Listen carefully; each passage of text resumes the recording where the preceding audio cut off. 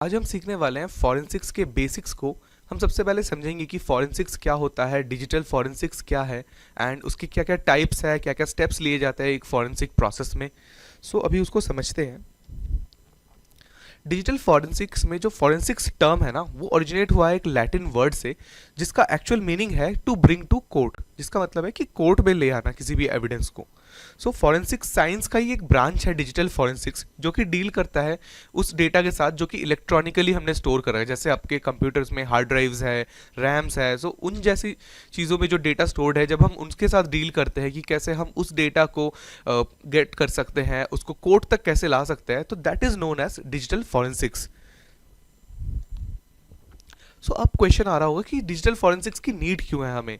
हमें digital forensics की ज़रूरत इसलिए है क्योंकि जैसे ऑर्गेनाइजेशंस है, वहाँ पे कहीं भी कोई साइबर अटैक हो गया है, कुछ डेटा ब्रीच हुआ है, तो उस केस में हमें एविडेंसेस चाहिए कि किस ऑर्गेनाइजेशन ने उनके ऊपर ये अटैक किया या किस लेवल का वो अटैक था, कितना डेटा ब्रीच हुआ है। उन सब चीज़ों के लिए डिजिटल फॉरेंसिक्स हमें हेल्प करती है कि एविडेंसेस कलेक्ट करने के लिए, सो दैट कि जब वो कोर्ट में जाके केस फाइल करेंगे उस ऑर्गेनाइजेशन के अगेंस्ट, तो उसके टाइम पे उनको एविडेंसेस चाहिए, राइट। फॉर दैट रीजन आप डिजिटल फॉरेंसिक्स को यूज करते हो, सो दैट आपके पास एविडेंसेस आ जाता है।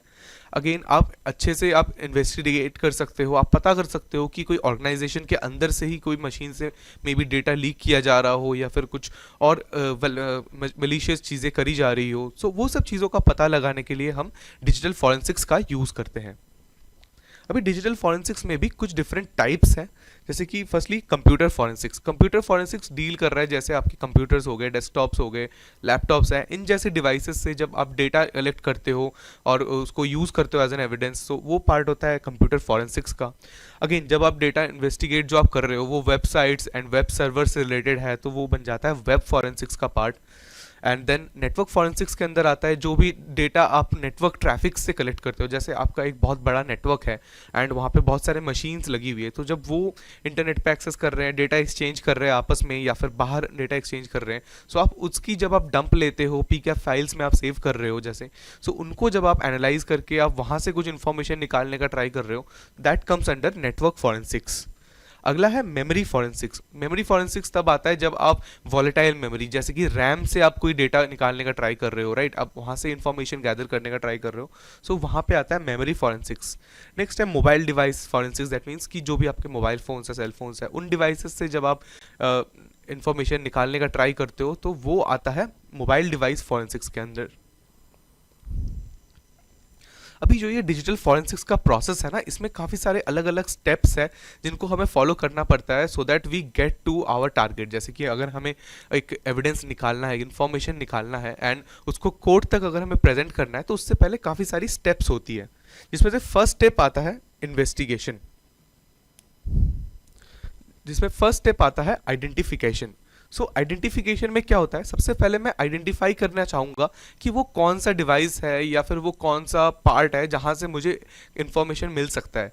जैसे कि अगर मेरे पास एक पूरा पूरा कंप्यूटर बंद पड़ा है, उसको ऑब्वियसली मैं ऑन नहीं कर सकता, बट मुझे वहाँ से अगर इन्फॉर्मेशन निकालनी है, तो मुझे पूरा का पूरा कंप्यूटर की ज़रूरत नहीं है, राइट, कि मॉनिटर में कोई डेटा नहीं स्टोर करता, माउसेज में कोई डेटा नहीं स्टोर होता। तो मुझे अगर कुछ डेटा चाहिए उस कंप्यूटर से, तो मैं दो चीज़ों के ऊपर इंटरेस्टेड हूँ। एक होता है हार्ड ड्राइव, दूसरा होता है रैम। बट मेरे केस में अगर ये कंप्यूटर ऑफ है, तो उस केस में मैं रैम का डेटा नहीं ले पाऊंगा, रैम में कुछ डेटा होगा ही नहीं उस टाइम पे, राइट। उस केस में मैंने आइडेंटिफाई करा कि एक कंप्यूटर में से मेरे लिए जो इंपॉर्टेंट पार्ट है जहाँ से मुझे डेटा गैदर करना है, that is my hard drive. इस तरीके से मैंने पहले आइडेंटिफाई करा। उसके बाद आता है प्रिजर्वेशन। जैसे आप नॉर्मल एक क्राइम सीन्स के केस में भी जब आप देखते हो, फॉरेंसिक्स के बारे में जब आप सुनते हो, तो वहाँ पे बहुत इंपॉर्टेंट होता है कि जो भी एविडेंसेस मिलते हैं किसी क्राइम सीन से, उसको एक बहुत अच्छे वे में, उसको एक सील्ड पैक्स में आप कैरी करते हो, सो दैट उनमें कोई दूसरे इंसान का फिंगरप्रिंट ना आ जाए, बिकॉज आपके लिए वो बहुत इंपॉर्टेंट है उसको प्रिजर्व करना उस ओरिजिनल स्टेट में, जैसे जैसे हालात में आपको मिला था वो एविडेंस उस सीन में से, आपको उसी हालात में रखना है, राइट। सेम वे जो भी डिजिटल फॉरेंसिक्स में भी होता है, जो डेटा आपको जिस फॉर्मेट में मिला है, आपको उसको छेड़ना नहीं है, आपको उसको एज इट इज़ रखना है, सो दैट जब आप उसको कोर्ट में जाके पेश करते हो, तो कोर्ट में वो एडमिसिबल होना चाहिए, कोर्ट में वो एक्सेप्टेड होना चाहिए। That's why preservation. अगला आ जाता है कि ठीक है, मैंने आइडेंटिफाई कर लिया, मैंने डेटा एक्सट्रैक्ट करके प्रिजर्व भी कर लिया है, अब मुझे उस पर एनालिसिस रन करनी है, मुझे एनालाइज करना है उस डेटा के ऊपर कि मुझे कुछ इंपॉर्टेंट इन्फॉर्मेशन मिलता भी है कि नहीं, कोई एविडेंस मिल भी रहा है या नहीं, राइट। सो वो आ जाता है एनालिसिस पे। एंड एक बार मैंने एनालाइज कर लिया, मुझे पता लग गया है कि ठीक है यहाँ पे कुछ मलिशियस चीज़ें हुई है या नहीं हुई है, तो उसके बाद मैं उन चीज़ों को करूँगा डॉक्यूमेंट। डॉक्यूमेंटेशन इंपॉर्टेंट इसलिए है क्योंकि जब आप डॉक्यूमेंट करोगे चीज़ों को, उन रिपोर्ट्स को, उन डॉक्यूमेंट्स को अलॉन्ग विथ द एविडेंस जो आपने गैदर कर, जो आपने कैप्चर करा है, फिर वो उसको जाके आप करते हो प्रेजेंट। प्रेजेंट आप कहाँ करते हो? प्रेजेंट करते हो in front of the court, because digital forensics में forensics is to present to the court, right. यहाँ पे मे बी कोर्ट हो सकता है, मे बी आप एक फर्म के लिए कर रहे हो जो फॉरेंसिक्स, और मे बी उनको जानना है कि उनके डिवाइसेस में क्या है, कुछ मलिशियस है या नहीं। So in that way documentation and presentation is कि पहले आपने डॉक्यूमेंट किया कि क्या क्या आपकी फाइंडिंग्स थी, एंड उसके बाद आपने उसको प्रेजेंट किया इन अ गुड फॉर्मेट, जिससे कि लोगों को पता लग रहा है कि आपकी फाइंडिंग्स क्या है, right. So this is the entire process, ये पूरा प्रोसेस है डिजिटल फॉरेंसिक्स का।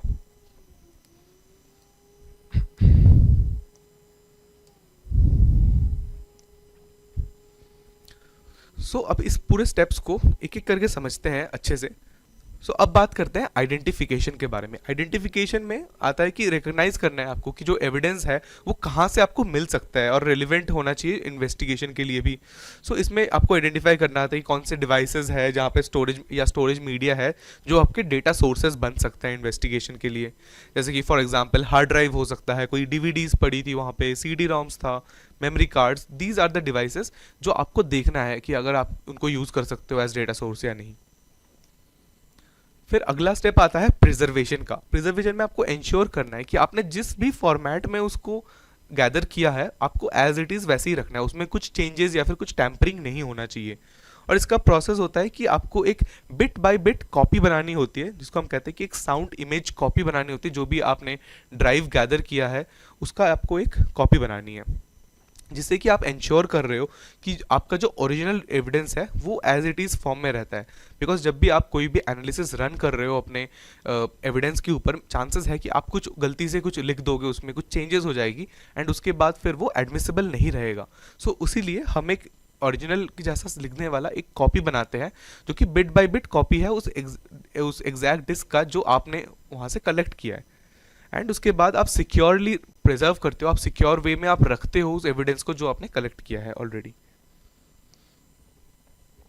नेक्स्ट आता है एनालिसिस। एनालिसिस में आप एग्जामाइन करते हो जो भी आपने अपना कॉपी बनाया है उसको, और उसके बाद आप उसमें देख रहे हो कि आप इवेंट्स रिकंस्ट्रक्ट कर सकते हो या नहीं। आपको कोई डिलीटेड फाइल्स आप उसको रिकवर करने का ट्राई करते हो कि मे बी कोई अटैकर आया था, उसने कोई जो भी एक्टिविटीज़ करी उससे कुछ लॉग्स जनरेट हुई हो, बट उसने मे बी उस लॉग्स को डिलीट कर दिया हो।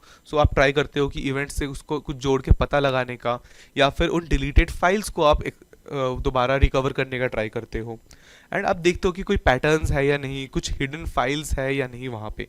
दीज आर द थिंग्स जो आप करते हो एनालिसिस में। नेक्स्ट है डॉक्यूमेंटेशन। डॉक्यूमेंटेशन से आपको एक्यूरेटली रिकॉर्ड बनाना है जो भी आपने फॉरेंसिक एक्टिविटीज़ करी है, जो भी एविडेंसेस आपके पास है, सो दैट उसको आप बाद में यूज़ कर सको। मे बी आपकी एक पूरी टीम है जिसमें स्टेप बाय स्टेप फॉरेंसिक्स हो रही है, तो पहले आपके पास जो एविडेंस आया उस पर आपने कुछ कुछ करा है, उसको आप डॉक्यूमेंट करते हो कि आपने कहाँ तक क्या किया, आपकी क्या फाइंडिंग्स है, उसके बाद आगे जाके भी वो यूज़ हो सके। और इसके प्रोसेस में क्या होता है, लॉग करते हो जो भी आपकी एविडेंस है उसको, डॉक्यूमेंट करते हो जो भी आपने मेथड्स यूज़ किया है, कैप्चर करते हो अपने फाइंडिंग्स को, अपने मेंशन करते हो वहाँ पे, राइट। और आपको मेंशन करना है कि आप एक्यूरेटली कर रहे हो जो भी आप कर रहे हो वहाँ पे। नेक्स्ट इज प्रेजेंटेशन, जो कि लास्ट स्टेप है। और प्रेजेंटेशन में हम क्या करते हैं, हमारी जो भी फाइंडिंग्स है उसको एक बार क्लियर, कॉन्साइज और एक लीगली एडमिसिबल मैनर में हम उसको प्रेजेंट करते हैं in the court of law, right. और यहाँ पे इसका प्रोसेस सिंपल है बहुत ही, कि आप एक रिपोर्ट जनरेट करते हो और using may be visual aids, कि आप एक कुछ ग्राफ्स बना रहे हो, कुछ टाइमलाइन क्रिएट कर रहे हो जो कि बहुत इजीली पता लगा देगा, कि बताएगा कि हाँ कुछ इंसिडेंट हुआ है वहाँ पे। एंड उसके बाद एक्सपर्ट टेस्टिमोनी को भी आप यूज़ करते हो to communicate the analysis results. अभी हम बहुत बार से एक चीज़ डिस्कस कर रहे थे कि जो भी हम प्रेजेंट कर रहे हैं अपने डॉक्यूमेंट्स या अपनी एनालिसिस के रिजल्ट्स को, वो एडमिसिबल होना चाहिए, राइट। वो एक अच्छे प्रेजेंटेड, एक सही फॉर्म में होना चाहिए, एविडेंसेस जो है वो प्रिजर्व्ड होना चाहिए। सो वो सब इसीलिए है because there is a concept जिसको हम कहते हैं एडमिसिबिलिटी ऑफ एविडेंस। इसका मतलब होता है कि एक कुछ क्राइटेरियाज होती है जो मीट होना चाहिए एक एविडेंस में, जिससे कि वो एक्सेप्ट हो सके इंडियन कोर्ट्स में या किसी भी कोर्ट्स में। सो इसमें जो की एस्पेक्ट्स है वो ये है कि वो एविडेंस जो है वो रिलेवेंट होना चाहिए, जो भी आप केस के ऊपर काम कर रहे हो उससे डायरेक्टली रिलेटेड होना चाहिए, और उससे कुछ प्रूव या डिसप्रूव होना चाहिए। दैट मीन्स कि जो भी एविडेंस आप पेश कर रहे हो कोर्ट में, उससे वो फैक्ट या तो प्रूव होना चाहिए कि हाँ ये हुआ था, या फिर ये प्रूफ हो जाना चाहिए कि ये नहीं हुआ था, राइट। सो इस तरीके का होना चाहिए वो एविडेंस, और ऑथेंटिक होना चाहिए एविडेंस, कोई एकदम जेन्युइन और अनऑल्टर्ड होना चाहिए, राइट। इसीलिए प्रिजर्वेंस इंपॉर्टेंट है कि आपको प्रिजर्व करना पड़ेगा एविडेंस को। एंड फाइनली लीगैलिटी, जो भी आपने एविडेंस कलेक्ट किया है उसको लीगल मेथड से आपने कलेक्ट किया हो, ऐसा बहुत इंपॉर्टेंट है। सो ये जब क्राइटेरिया आप मीट करते हो उसके बाद जो आपका एविडेंस है वो एडमिसिबल हो जाता है। नेक्स्ट एक बहुत इंपॉर्टेंट टर्म आता है यहाँ पे which is chain of custody. Chain of custody में दो टर्म्स है, chain and custody, right. So custody मतलब किसके पास था, right. So chain of custody एक प्रोसेस है जो कि डॉक्यूमेंट करता है कि एविडेंस को आपने जब कलेक्ट किया तब से लेके जब भी आप उस एविडेंस को किसी और को शेयर कर रहे हो, किसी और को दे रहे हो रखने के लिए, तो उन सबका एक रिकॉर्ड रखता है कि आपने कब दिया, क्यों दिया एंड एवरीथिंग। सो इससे क्या होता है, दो चीज़ें मेंटेन रहती है। सबसे पहले तो इंटीग्रिटी मेंटेन रहती है कि जो एविडेंस है वो जिस फॉर्म में आपने उठाया था, कलेक्ट किया था, वो उसी फॉर्म में प्रेजेंट हो रहा है कोर्ट में, बीच में किसी ने आके कुछ भी चेंजेस नहीं कर दिया, राइट। क्योंकि ये हार्ड ड्राइव्स है, डिस्क है, इस तरीके का अगर एविडेंस है तो मे बी आपने फाइलों पे कुछ चेंजेस कर दिया, आपने कुछ और राइट कर दिया, तो उस केस में वो फिर एडमिसिबल नहीं रहेगा। उसके बाद आता है डॉक्यूमेंटेशन का पार्ट। डॉक्यूमेंटेशन में आपको डिटेल्ड रिकॉर्ड मेंटेन करना होता है कि किसने कलेक्ट किया था, किसने हैंडल किया था और कब कब ट्रांसपोर्ट हुआ था। जैसे आप यहाँ पे एक एग्जांपल रिकॉर्ड देख सकते हो।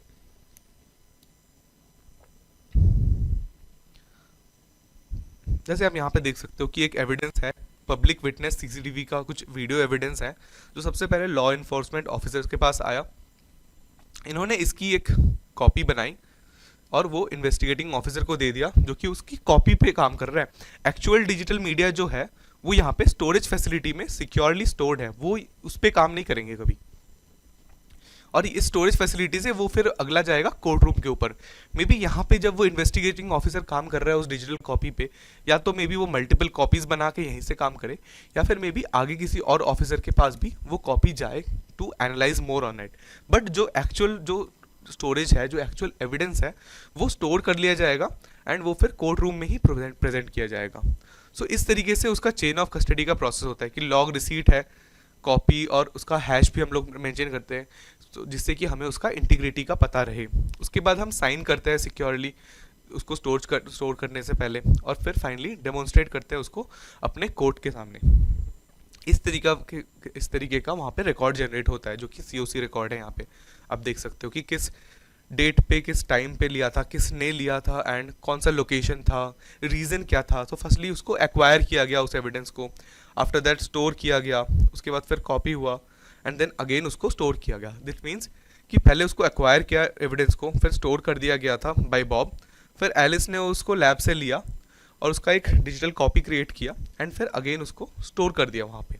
So this is how you keep a record. इससे आपको पता चलता है कि आपका जो एविडेंस है वो कहाँ से कहाँ गया। ये एक्चुअल सीओसी डॉक्यूमेंट इस तरीके से दिखता है, राइट। इस तरीके का फॉर्म होता है जहाँ पे आप डिटेल्स फिल कर रहे होते हो, डेट, टाइम, साइट एड्रेस, जो भी हमने पिछले स्लाइड में देखा था, इस तरीके के फॉर्म्स में होते हैं और उनको फिर हम फिल करते हैं डिटेल्स को।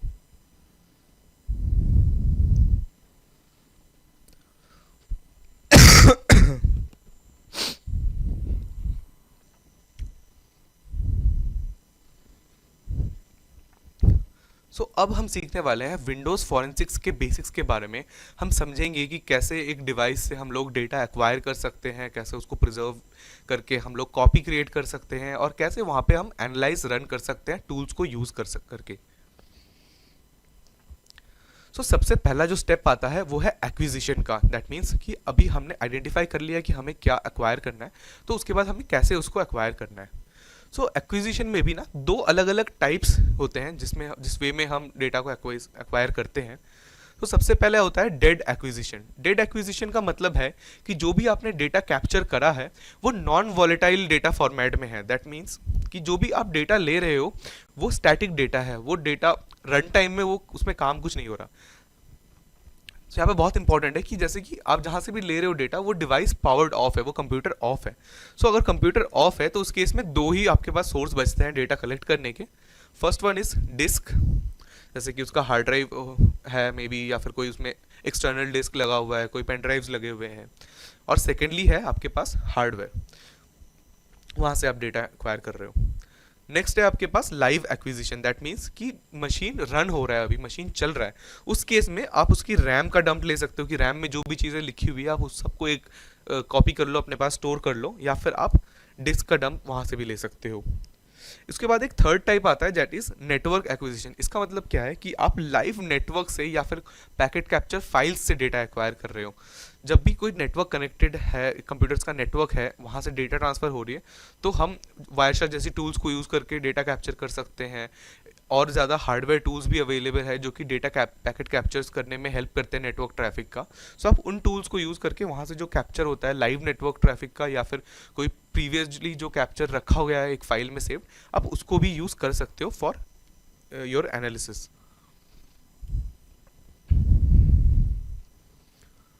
सो अब इसमें कुछ स्टेप्स होते हैं। तो जिसमें फर्स्ट स्टेप है कि जैसे आपके पास अगर इस तरीके का एक पीसी पूरा का पूरा पड़ा हुआ है और वहाँ से आपको उसका हार्ड ड्राइव निकालना है या डिस्क निकालना है, तो उसके लिए फिजिकली आपको रिमूव करना पड़ेगा।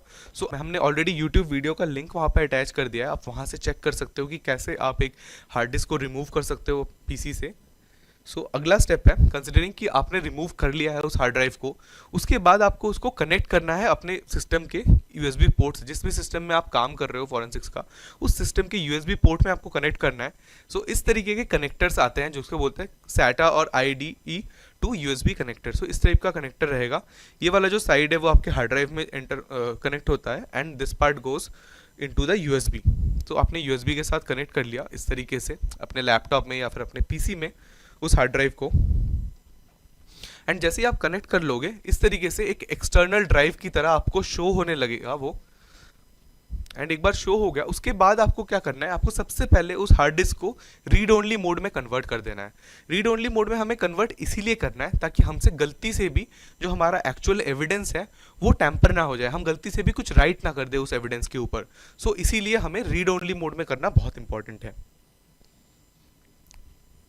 एक बार हमने डिस्क को रीड ओनली मोड में मार्क कर दिया तो इस तरीके से हम ना एट्रीब्यूट्स डिस्क कमांड्स को रन करके, हमने यहाँ पे कंपैरिजन दिखाया हुआ है कि जब हमने रीड ओनली मोड ऑन नहीं किया था, यहाँ पे रीड ओनली नो आ रहा था, एंड एक बार हमने कर दिया है read only mode turn on, उसके बाद रीड ओनली पे येस आ रहा है। सो इस तरीके से आप कंफर्म भी कर सकते हो कि जो आपका डिस्क है वो रीड ओनली मोड में है या नहीं। एक बार ये हो गया, आपने अपने डिस्क को रीड ओनली मोड में कन्वर्ट कर लिया है, उसके बाद आप देखोगे यहाँ पे आके आप कोई नया फोल्डर नहीं क्रिएट कर सकते, कोई फाइल यहाँ से अंदर से बाहर या बाहर से अंदर कॉपी पेस्ट नहीं कर सकते। सो अभी हम देखने वाले हैं कि कैसे हम किसी भी डिस्क को रीड ओनली मोड में कन्वर्ट कर सकते हैं। सबसे पहले CMD में जाएंगे और डिस्क पार्ट कमांड रन करेंगे जिससे कि डिस्क पार्टीशन टूल ओपन हो जाएगा। एंड एक बार ये दूसरा कमांड लाइन हमारे पास ओपन होता है तो उसके अंदर जाके लिस्ट डिस्क करके हम लिस्ट कर सकते हैं कि कितने डिस्क अवेलेबल है, और यहाँ पे जो डिस्क 1 है उसको हमें मॉडिफाई करना है। सो अभी हम देख रहे हैं कि कैसे हम डिस्क 1 के अंदर मॉडिफिकेशंस कर सकते हैं, राइट ऑपरेशन कर सकते हैं। बट अभी हम क्या करेंगे, पहले डिस्क 1 को सिलेक्ट करेंगे, सिलेक्ट डिस्क 1 कमांड यूज़ करके, और फिर एट्रीब्यूट चेंज करेंगे, उसमें attributes disk set command use करेंगे और उसमें रीड ओनली एट्रीब्यूट को हम ऐड कर रहे हैं। एक बार रीड ओनली एट्रीब्यूट ऐड हो गया उसके बाद अगर हम कोई भी फाइल कॉपी करने का ट्राई करेंगे, दैट मीन्स कुछ भी राइट ऑपरेशन ट्राई करेंगे अपने डिस्क में, तो वो पॉसिबल नहीं होगा। जैसे कि आप देख सकते हो यहाँ पे एरर आ रहा है मुझे।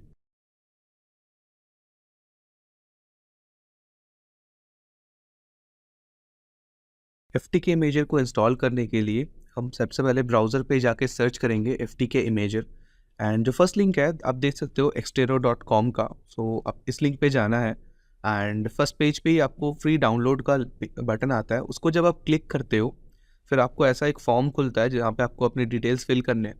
सो अभी वीडियो के लिए हमने टेम्पमेल यूज़ किया है जिससे हमने temporary credentials and first name and last name मैंने इमेजिनरी यूज़ किया है। सो इस रैंडम डिटेल्स के साथ मैं इस फॉर्म को सबसे पहले फिल कर रहा हूँ एंड जस्ट एक ऑर्गेनाइजेशन नेम मैंने एंटर कर दिया रैंडम। उसके बाद जस्ट आपको स्टेट और कंट्री भी चूज़ करना है। सो एक बार आपका फॉर्म फिल हो जाता है आई एम नॉट रोबोट को चेक करने के बाद आप सबमिट जैसे ही करते हो आपका तुरंत एप्लीकेशन डाउनलोड हो जाता है। एंड डाउनलोड होने के बाद आप अपने डाउनलोड्स फोल्डर में जाके उसको डबल क्लिक करके इंस्टॉल कर सकते हो सिंपली। एंड जब आप इंस्टॉल करोगे तो वो आपसे एडमिनिस्ट्रेटर एक्सेस मांगेगा, तो आप एक बार येस कर देते हो। उसके बाद सिंपली आपको इंस्टॉलेशन स्टेप्स को फॉलो करने हैं, नेक्स्ट नेक्स्ट करके आप इंस्टॉलेशन कंप्लीट कर सकते हो एंड बहुत जल्दी ही इंस्टॉल हो जाता है। एंड उसके बाद आप उसको ईजिली जैसे ही आपका डाउनलोड कंप्लीट हो जाता है एंड इंस्टॉलेशन भी कंप्लीट हो जाता है उसके बाद आप उसको सिंपली ओपन कर सकते हो एंड इस तरीके का यूआई आता है FTK इमेजर का। एक बार आपने अपने डिस्क को रीड ओनली मोड में कन्वर्ट कर लिया, उसके बाद आपके पास FTK इमेजर एक टूल होता है एंड इस टूल को यूज़ करके आप डायरेक्टली अपना इमेज क्रिएट कर सकते हो एंड उस डिस्क इमेज के ऊपर फिर हम आगे अपना इन्वेस्टिगेशन कंटिन्यू करने होते हैं। फाइल ऑप्शन में जाना है एंड क्रिएट डिस्क इमेज पे क्लिक करना है एंड यहाँ पे अलग अलग टाइप्स के सोर्स एविडेंस हैं और इस बार हमने लॉजिकल ड्राइव को, क्योंकि हम लोग इमेज बना रहे हैं तो मैंने लॉजिकल ड्राइव सिलेक्ट किया है एंड अब नेक्स्ट क्लिक करेंगे और अब हमें चूज़ करना है कि कौन सा ड्राइव हमें सिलेक्ट करना है। तो मैंने D ड्राइव सिलेक्ट किया है, NTFS फाइल सिस्टम है एंड यहाँ पे इमेज सोर्स में भी शो हो रहा है वो। अभी हमारे पास ऑप्शन है कि अभी इनमें से हम कोई भी पर्टिकुलर इमेज टाइप बना सकते हैं, दैट मीन्स DD इमेज बना सकते हैं या फिर E01 फॉर्मेट में भी हम अपने डिस्क इमेज को सेव कर सकते हैं। DD इमेज आपको एकदम bit by bit exact copy बना के देता है डिस्क का एंड E01 भी एक बहुत ज़्यादा पॉपुलर फॉर्मेट है जो कि most of the forensic tools support करते हैं। सो और उसमें disk compression and integrity checking का फीचर्स भी अवेलेबल होता है, तो आप E01 फॉर्मेट भी यूज़ कर सकते हो। सो अभी हमने रॉ फॉर्मेट सिलेक्ट किया है एंड हम नेक्स्ट बटन पे क्लिक करेंगे। उसके बाद कुछ इन्फॉर्मेशन एंटर करने का ऑप्शन आता है हमें for the evidence. Real world cases में हमें करेक्ट इन्फॉर्मेशन यहाँ पे ऐड करना होता है क्योंकि हम लोग अभी लर्निंग पर्पस के लिए कर रहे हैं। तो मैंने यहाँ पे एक रैंडम डेटा यहाँ पे एंटर किया है, मैं एग्जामिनर का नाम एंटर कर रहा हूँ एंड देन नेक्स्ट क्लिक करेंगे। उसके बाद हमें चूज़ करना है कि हमें इस डिस्क इमेज को कौन से फोल्डर में सेव करना है।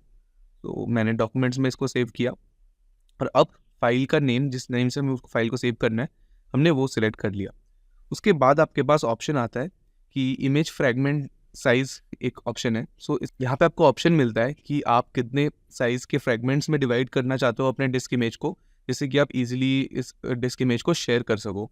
यहाँ पे डिफ़ॉल्ट ऑप्शन है 1500 MB का, तो हमने वही चूज़ किया है एंड कंप्रेशन को 0 रखा है बिकॉज हम कंप्रेस नहीं करना चाहते अभी। सो नाउ फिनिश पे क्लिक करेंगे एंड यहाँ पे आप देख सकते हो कि verify images after they're created option check है। इसका मतलब क्या है कि जब भी इमेज क्रिएट हो जाएगा तो इमेज क्रिएशन के पहले का हैश और इमेज क्रिएशन के बाद इमेज का जो हैश है उन दोनों को कंपेयर करके हम चेक कर लेंगे कि जो इमेज हमने क्रिएट किया है वो exact bit by bit copy है या नहीं। अभी मैंने स्टार्ट पे क्लिक कर दिया एंड अभी थोड़ा सा टाइम बाद सो अभी आप देख सकते हो कि हमारे पास हैशेस जनरेट होके आ गए हैं। कंप्यूटेड हैश जो उस ड्राइव का हैश था, फिर report hash that means disc image बनने के बाद जो हैश आया एंड उसके बाद आप देख सकते हो वेरिफिकेशन का रिजल्ट भी हमारे पास प्रेजेंट है। सिमिलरली हमारे पास SHA-1 हैश के भी रिजल्ट्स हैं विच मीन्स कि हमारा डिस्क वेरिफिकेशन भी हो चुका है। अब हम इसको क्लोज कर देंगे एंड हम फाइल्स में जाकर आप देख सकते हो।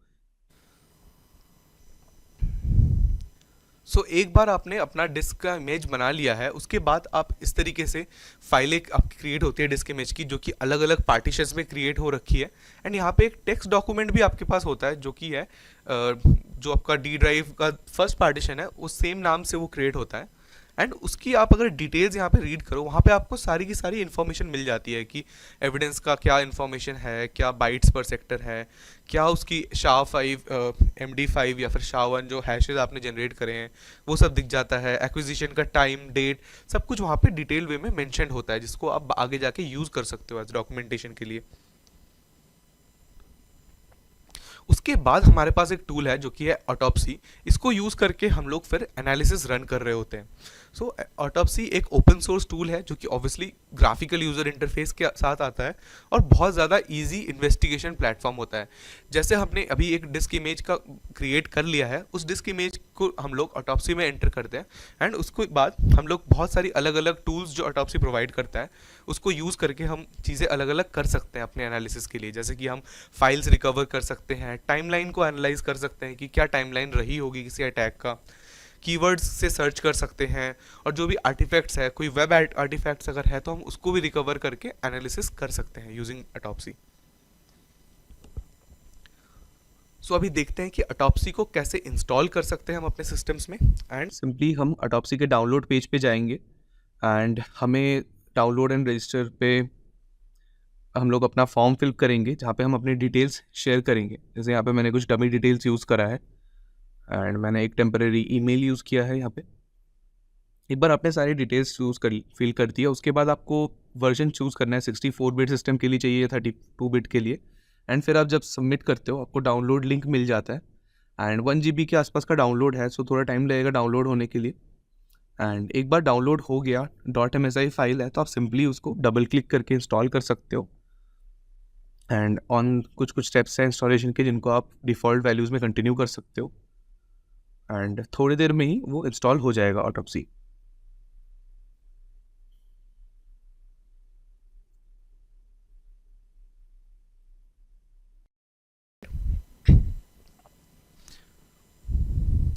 सो अब जब हमने ऑटोप्सी को इंस्टॉल कर लिया अपने सिस्टम में, तो नाउ लेट्स सी कि हम कैसे ऑटोप्सी के साथ एनालाइज कर सकते हैं अपने डिस्क इमेज का जो हमने प्रीवियसली क्रिएट कर रखा है।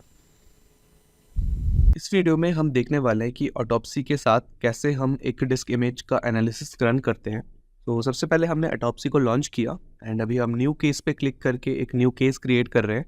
सो सबसे पहले मैंने केस का नेम सेलेक्ट किया, वहाँ पे नेम एंटर किया एंड उसके बाद नेक्स्ट क्लिक करके कुछ ऑप्शनल इन्फॉर्मेशन आते हैं। जब आप रियल केस में काम करते हो तो फिर आपको सारी डिटेल्स करेक्टली फिल करने होते हैं, बट क्योंकि अभी हम लर्निंग पर्पज़ के लिए इसको बना रहे हैं, सो मैंने कुछ रैंडम डिटेल्स यहाँ पे एंटर करे हैं, जैसे कि examiner name, phone number and email ID. उसके बाद आपको एक ऑर्गेनाइजेशन का भी फील्ड आता है जो कि अभी के लिए हम नॉट स्पेसिफाइड रखेंगे, बट यहाँ पे आप मेंशन कर सकते हो कि किस ऑर्गेनाइजेशन को बिलोंग करता है ये एनालिसिस। तो उसके बाद हम सिंपली फिनिश पे क्लिक करते हैं एंड 1-2 सेकंड लगता है केस को क्रिएट होने में।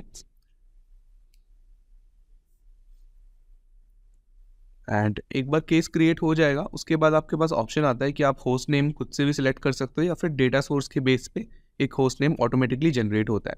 तो हमने एक होस्ट नेम सेलेक्ट किया है, यहाँ पे सेट कर दिया है। उसके बाद हमें सिलेक्ट करना है कि किस टाइप का सोर्स है ये, क्योंकि हम लोग डिस्क इमेज के ऊपर काम कर रहे हैं। तो मैंने डिस्क इमेज सेलेक्ट किया और अब हम पाथ प्रेजेंट करने वाले हैं कि जहाँ पे वो डिस्क इमेज लोकेटेड है। तो मैंने डेस्कटॉप पे रखा हुआ है इमेजेस फोल्डर के अंदर।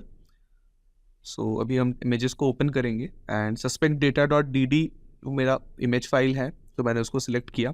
अभी हमें टाइम जोन फिक्स करना है, जैसे मेरे केस में एशिया कैलकाटा मैंने सेलेक्ट किया है। एंड उसके बाद आप हैश वैल्यूज़ भी प्रोवाइड कर सकते हो अपने डिस्क इमेज का। हमने यहाँ पे इसको स्किप किया। और अब सबसे इंपॉर्टेंट पार्ट है, बिकॉज यहाँ पे आप कॉन्फ़िगर करते हो कि कौन से मॉड्यूल्स आपको रन करने हैं। सो यहाँ पे मैंने कुछ मॉड्यूल जो मुझे लगता है काम के नहीं है, जैसे एंड्रॉयड के या फिर DJI ड्रोन एनालाइजर, उनको मैंने अनचेक किया एंड बाकी सारे मॉड्यूल्स को हम रन होते देंगे, बिकॉज टाइम लगता है जितने ज़्यादा आप मॉड्यूल्स सिलेक्ट करते हो। सो क्योंकि हमने अभी छोटा डिस्क इमेज लिया है, सो जल्दी हो जाएगा इसका analysis and around 1 to 2 minutes में एनालिसिस हो गया है अभी। एंड लेफ्ट साइड मेन्यू में आप देख सकते हो कि आपको होस्ट 1 शो हो रहा है एंड उसके अंदर आपको डिस्क का नेम भी दिख रहा है एंड वहाँ पे अलग अलग टाइप्स के फोल्डर्स बने हुए, orphan files and card files के। एंड इसके नीचे आपको फाइल व्यूज़ का भी ऑप्शन आता है एंड यहाँ पे अगर हम डेटा को देखें, यहाँ पे टेबुलर फॉर्म में शो किया गया है कि कब कब लास्ट मॉडिफाई हुआ था, क्या साइज़ है उनकी, एंड हैश वैल्यूज़ भी प्रेजेंट है हर एक फाइल का। एंड आप उन फाइल्स को नीचे आप व्यू भी कर सकते हो, जैसे आप फाइल का मेटा डेटा देख सकते हो, अगर इमेज है तो आप उस इमेज को व्यू भी कर सकते हो सेम इंटरफेस पे। जैसे यहाँ पे कार्ड फाइल्स में मैंने एक इमेज फाइल को ओपन किया है एंड मुझे यहाँ पे ये फाइल दिख रहा है। सो नेक्स्ट फाइल व्यूज़ की तरफ हम जाएंगे अभी। एंड फाइल टाइप्स से यहाँ पे फ़िल्टर ऑलरेडी किया हुआ है, जैसे कि फाइल एक्सटेंशन से फ़िल्टर्ड है, माइम टाइप से फ़िल्टर्ड है। इसके अलावा डिलीटेड फाइल्स भी यहाँ पे प्रेजेंट है। जैसे मैं अगर फाइल सिस्टम में जो डिलीटेड फाइल्स पड़े हुए हैं उनको अगर मैं देखने जाऊँ तो यहाँ से मैं उन फाइल्स को व्यू कर सकता हूँ। यहाँ पे 4 फाइल्स है जो कि डिलीटेड है फाइल सिस्टम से, तो वो यहाँ पे एक्सट्रैक्ट हो गए ऑलरेडी। इसके अलावा आप ऑल करके भी आप कुछ और डिलीटेड फाइल्स भी आप निकाल सकते हो। एंड देन आप फाइल साइज़ के हिसाब से फिल्टर्स हैं यहाँ पे 50 to 200 MB एट्सेट्रा। इसके अलावा टैग्स भी आप ऐड कर सकते हो अपने फाइंडिंग्स में कि अगर आप कोई टैग देना चाहते हो किसी स्पेसिफिक डेटा को अगर आपको मार्क करना है तो राइट क्लिक करके आप सिंपली ऐड फाइल टैग करके बुकमार्क एक कर सकते हो, या फिर आप कुछ और फॉलो अप टैग डाल सकते हो।